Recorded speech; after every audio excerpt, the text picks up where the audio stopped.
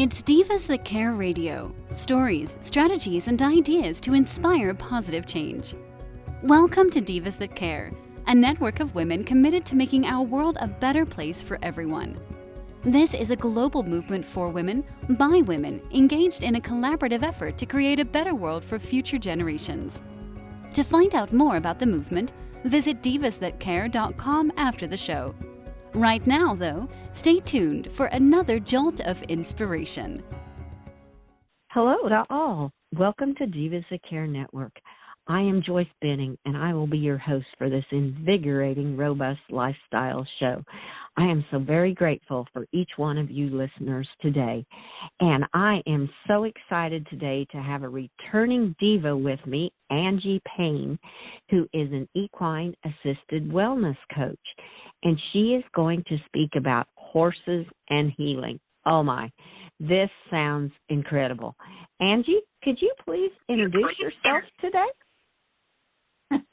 I always feel giggly when I hear you refer to me as a diva. So I'll say I'm Angie Payne, and I'm a certified equine Gestalt coach, and I guess we'll talk about that a little later.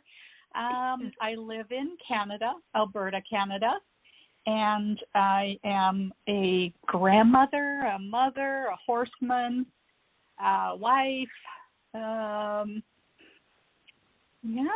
I think, and I love what I do. I love working with the horses and seeing people make shifts in their lives, and that's what fills me up, really, and my family, for sure. Oh, that's beautiful. Love that. That just totally fits in with the topic today. I mean, you feel the horses are so fulfilling to you, and horses and healing. Can you go into a little more on the horses and the healing, how you use the horses to help heal people? Mm-hmm. So I think that what I know about horses is that they're so incredibly sensitive and that they live in the present moment their entire lives. Like, horses don't stand in the past. You're worrying about what happened yesterday, and they don't stand there thinking about what's going to happen tomorrow. They are always present and reacting and responding to things in the moment. So for me, I think that, the way they show up with clients is the desire for us as humans to spend more time in the present moment as well. And because trauma happens and gets stored in the body, we have to actually heal it from the place of the body. So where that pain is in the body, what that pain is in the body. And so horses are able to point those things out very quickly, because if a person isn't in their body and present, then horses actually have a real struggle connecting. And sometimes I feel like all they see is a bunch of floating, talking heads around, because we're rarely in our bodies. And I think a lot of times people don't go into their bodies because that's where the pain is, and it can be hard to go there. So horses are always showing me when people need to go into their bodies, which is a cue for me to maybe ask a different question to enable them to go to those places that can be hard. And then once they're there, horses can connect and can really share a lot of different wisdom and thoughts on things. So they show up differently. And, we're not so much a learning model. We're more of a deep processing healing model. So, when I sit with a client, I'm trying to find out where that originally came from. And then the healing actually happens there. So once the horses and I have kind of established where we need to go in that moment, then it gives me an opportunity to set up an experience for the clients to what we call in Gestalt complete unfinished business, or finish unfinished business. And what that means is that I'm going to help my client to either say what they need to say, express an emotion they need to express in a safe way. And the horses are always there helping them. Sometimes they've just got their nose on their back to support them. And they're, they could be doing a number of different things. So they're always involved, and they're always helping the client and keeping the client safe to be able to do that deep, sometimes uncomfortable work. Oh, wow. Oh, man, that is something. That is really incredible how the horses can help people basically look inside their body and deal with those issues they have been trying to ignore, maybe sometimes. Mm-hmm. Yeah. And well, when we've gone through trauma, we're very good at building strategies, and it's not that those strategies are bad things. They've probably kept a lot of people safe in a lot of different ways.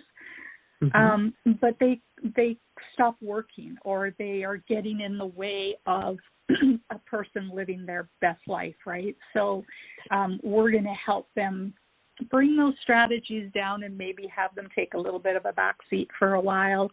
I find that, people express things that they've never expressed before because the horses feel so safe, and that the horses are helping us go to those kind of scary places. So it's a beautiful model and a beautiful healing. And I've just seen so many different ways in which people feel better that I'm sold on the whole idea.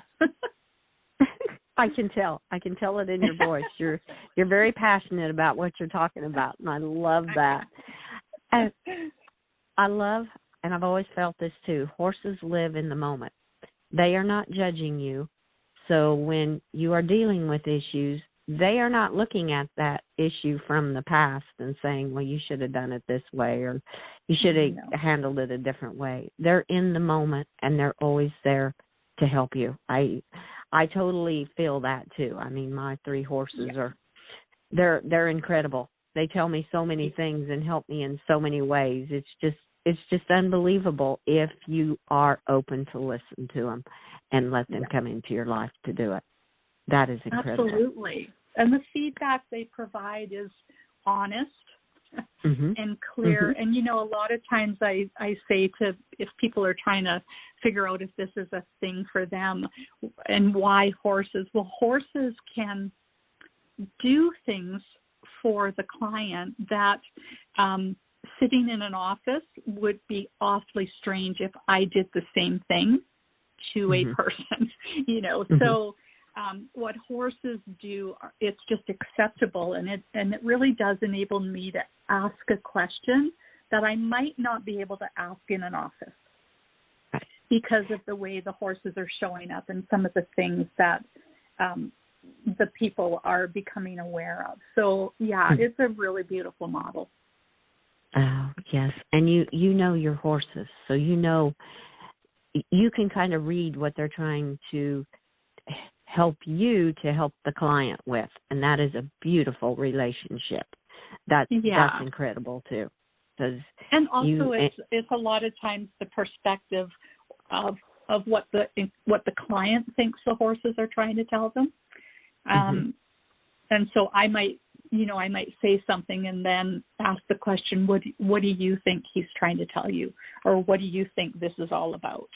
So that they can, because as a coach, therapist coach, believe that everybody has their own answers. It's just a matter of getting to a place where you can find those answers for yourself. So going inside and finding them, and the horses help you do that in so many ways. That is incredible. I just love that. And well, was there an aha moment in your life that said, these horses are talking to me, they're telling me something, I need to be helping with the horses and helping others? Was there a moment in your life that made you realize that, or is this something that you have always felt you wanted to do? No, actually, I've always had horses, and a lot of times through my life, I thought I was actually saving them but now when I look back, they did the saving. I did not do the saving. But yes, there was a moment, a few years back now, because I've been doing this work 9 years now. But prior to that, what a lot of people refer to as a heart horse. So a horse that just has kind of been that one horse for me, Romeo. I had tried to find somebody that I could learn to be a better rider from. And I found a young man, and, kind of fast forward, I was taking a lesson from this young man, and I can't even remember what Romeo and I were doing, what we were trying to learn, or even what the young man had asked. But what happened essentially was that I stopped, and I describe it as it felt like all of the pieces of this crazy puzzle came flying out of me. Like all of the trauma just came out of me. And I thought, well, now what do? You can't really put that stuff back. And I think it was that moment that I realized that there was something between me, Romeo, and Josh that was the key. But I didn't really know, but it was the key to what I needed to know. So anyway, I started on a search for how this horse-human healing thing worked. And so I volunteered a few places, and then one day I got something on my email from a company called Touched by a Horse. And it was kind of at that moment that I knew that this was it. And it was in Colorado, and it was a 2-year program, but I knew I had to do it. But I think the best thing there's lots of wonderful things about the program, but the one thing for me is that in order to graduate, you must do your own personal work. And so I believe so strongly that you cannot sit with other people in pain unless you've kind of cleared out your own stuff. And we all have stuff. We all, we're all living a life and having the human experience. And so we all have stuff that needs to be healed or finished or whatever. And so for me, I got to do a lot of that work while I was going through the program and learning how to do it for others.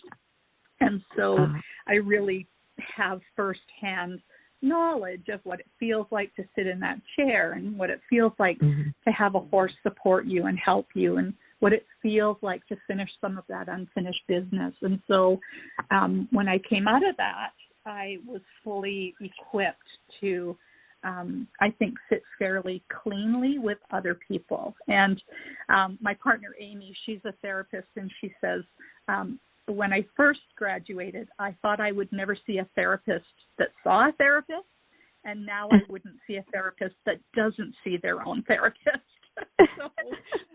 And I think that's so true. Like, if I'm not doing my work, I cannot sit cleanly with others. And that's what horses do, right? They go through that circle and cycle of trauma fully. And we don't. We walk it down. And there's lots of reasons why we do that. And most of it is that we wouldn't be safe to not lock it down. But horses will, something will frighten them, and they'll feel like, oh, we got to run. And so they don't think about it. They just run, and they run, and they run, and they run. And then they finally stop to assess whether they're safe or not. Once they assess whether they're safe, then they start to blow, and they shake, and they yawn, and they roll, and they do all of those things, and they come back to neutral. So they've gone through the entire cycle of trauma. And I think that's what they see. They see that cycle or that energy, and they know where it's stuck. And so that's really where the work has to be done. Oh, that is a great way to describe it. Wow, and that is incredible. I love how you described you have gone through it yourself and had to release your own trauma or your own issues that you've dealt with before you could really help others, and how Romeo helped you do that. That is incredible. I love that. And still do, Joyce. You know, I still do. Because something can happen tomorrow that causes you some pain, but what I notice now is if something does happen, I'm able to move through it. Whereas if I wouldn't have done that deep trauma work before, I would have gone through and had the same reactions. Whereas when that stuff is complete, when new stuff comes up, you can just move through it in a healthier way. So, yeah, Romeo will often say, oh, I think you need to step into the round pen here and do some of that work.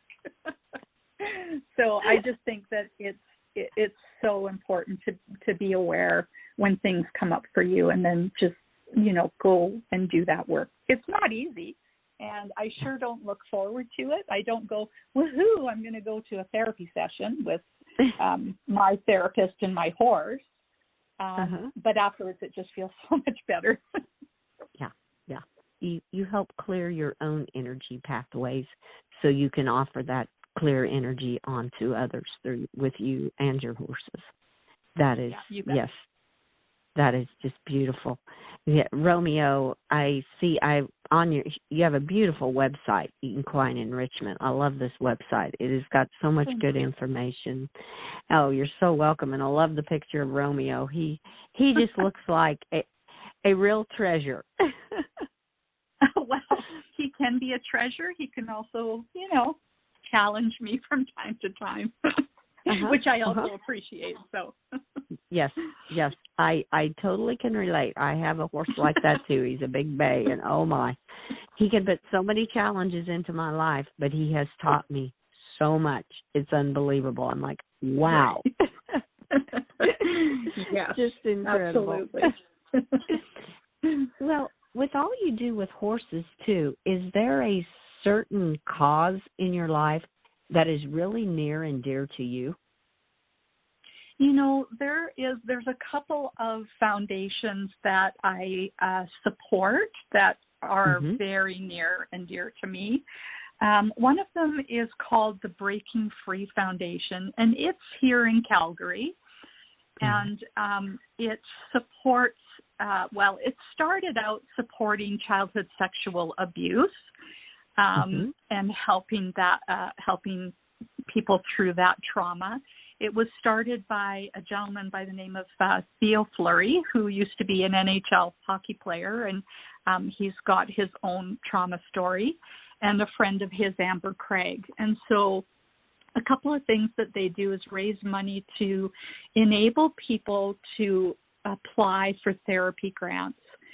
So you can apply through their website, get a therapy grant of X amount of dollars, and that gives you access to people that are on their list as trauma-informed support, and of which I'm one of those people. So people can apply for a therapy grant and request that they come out and work with myself and the horses. They also offer free meetups, and so we used to do it in person, and they don't do that now for COVID reasons. But we also at the ranch have like 4 meetups at the ranch too. So they're free for people to come out, have a conversation about trauma, support each other, and build that community. So it's a very important foundation for me. There's also another one that's in British Columbia that I've just started to support, and it's called You Grow Girl. And they also support sexual abuse survivors. And through their own experiences, one of the gals had huge healing through equine therapy. So I've gotten a little bit involved with them, and they too raise money to enable people to go to what they call I've forgotten the name of it now. But anyway, it's a retreat where equine therapy is a part of that 5-day experience. So these gals, they grow herbs and flowers, and they have a farm, and they make teas, and they make candles, and they make bath salts and things like that with all of the flowers and herbs that they grow. And 60% of the money that goes through that goes to people that can access this retreat. So it's really important to me as well. I had my own sexual trauma as a child as well. So both of those are really near and dear to me. Oh, wow. Oh, those are really neat causes, and how you have found causes that also you can involve with the horses and everything that you're doing too, and being able to personally have experienced issues that they deal with to be able to help people. Wow. Yeah. That is incredible how you've gotten involved with these different causes. That I can see why they're very near and dear to you. That is really neat. And I love how you bring the horses and the ranch and everything right back into it, too, to help other people to heal. That I is think really many neat. people that have had sexual abuse, they don't feel safe. And so what I hear time and time again is there's something about standing in the round pen with, 1,200 pounds of love and compassion and strength that somehow feels so safe to them. And sometimes it's the first time they've felt safe in a very long time. Yeah. So it's interesting. There are some times where a person will come in and you just know that they don't feel safe. And I'll look in the round pen and at least one of the horses will be laying down. It's like, nope, you're safe. I'm safe. We're all good. So it's very interesting to watch. Oh, that is really interesting, because when a horse lays down, they're feeling safe, or they wouldn't be laying down. You bet. Oh, wow.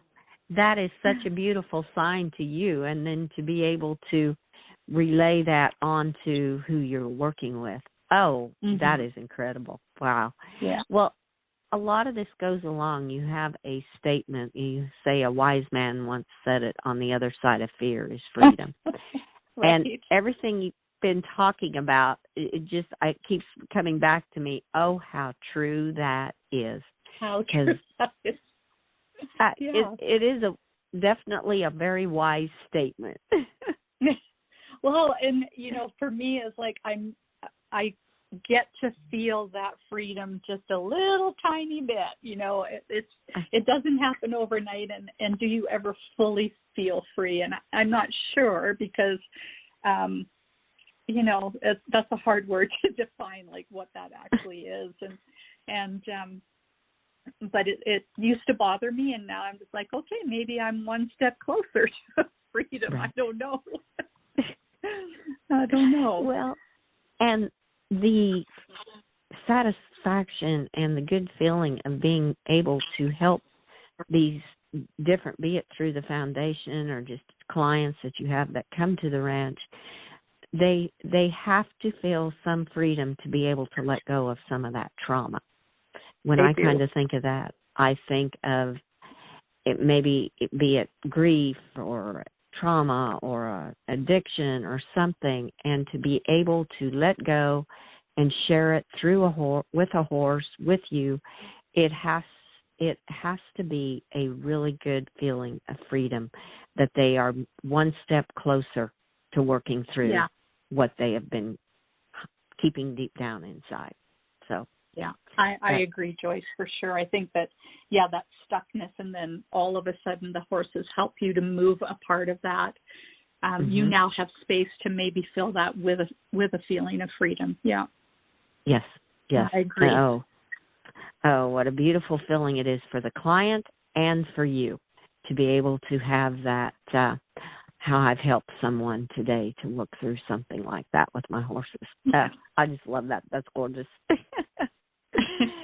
Well, you are a very, very busy lady with all the activities you have going on. What is your secret on how you can keep them all together, keep it all done, and yet have time for yourself?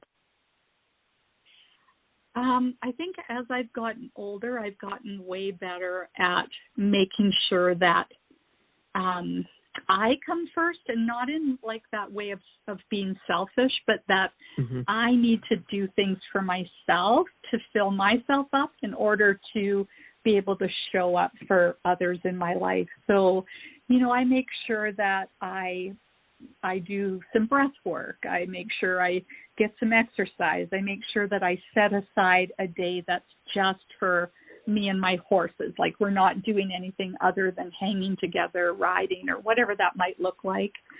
I make sure, well, right now it's difficult, but make sure I spend time with my grandchildren. And I've gotten really good at knowing when my body's saying, you know what, you just need a day. And I try really hard to honor that. If I've got a full day, then I'll try to book it in to make sure that I'm taking care of myself. So I think that's one of the things that is important to me to model out to others, is that, hey, you have to come first, because otherwise your body is going to break down and you're going to be forced to put yourself first. Do you know what I mean? It's like that your body keeps the score, and if you're not listening, it will eventually do something that causes you to have to take care of yourself. So trying to say to people, don't wait till that happens, honor it as much as you can. So those are some things that I do for myself.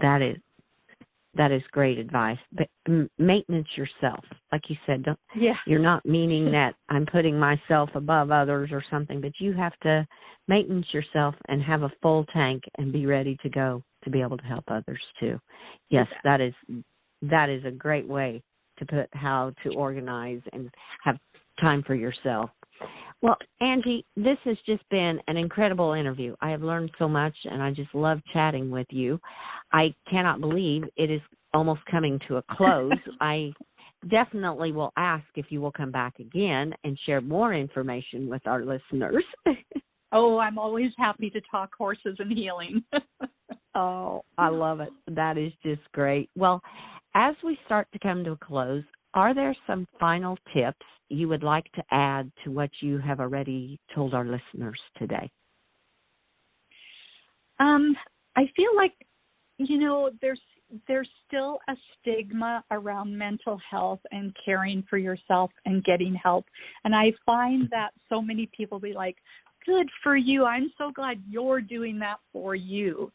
And we can often forget to do those things for ourselves. So there's, self-care, taking a bath, taking a walk. All those things are so good, and it doesn't move pain out of your body. So take a bath, get some exercise, and do your personal work, whatever that looks like. Find somewhere that you feel safe to be able to work through some of the stuff that maybe holds you back, that maybe doesn't enable you to show up fully in relationships.